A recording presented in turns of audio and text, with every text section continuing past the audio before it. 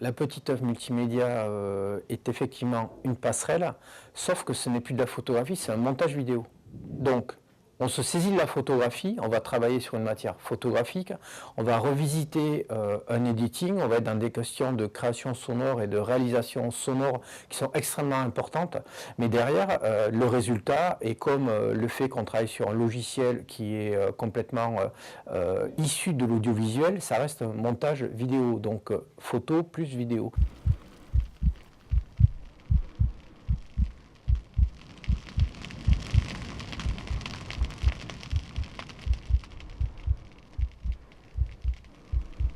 Le photographe ne peut pas rester un illustrateur de l'actualité parce qu'il n'en vivra pas.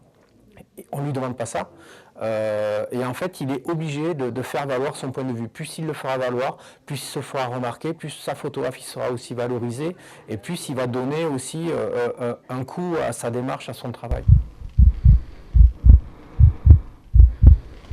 La pomme, pour moi, était le moyen d'aller au-delà du simple reportage photo fixe, mais de faire passer vraiment une expérience, une histoire, bien plus que les images seules. C'est de faire un objet de photographe qui garde encore le regard du photographe, le ressenti du photographe, mais qui permettent de se rapprocher de la vidéo.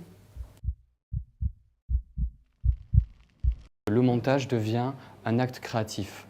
C'est-à-dire qu'en même temps, il faut saisir le scénar, l'editing, c'est-à-dire le choix des photos. Pour un photographe, j'imagine qu'il y a qu'à Munéresi de bouger son cadre. Et moi, j'ai compris, puisque je travaille avec beaucoup de photographes justement pour ce genre de réalisation, des fois, il vaut mieux pas qu'on travaille ensemble. Je vois, il ne faut pas qu'on travaille ensemble sur beaucoup de travaux parce qu'ils s'hérissent les cheveux, enfin les cheveux quand ils en ont, et parce qu'ils se disent non mais c'est pas possible, il a bougé le cadre, il a décadré, donc oh là là c'est pas du tout le cadre que j'avais, c'est pas ce que je voulais faire. Mais c'est là où il faut qu'ils comprennent que sa photo devient une matière.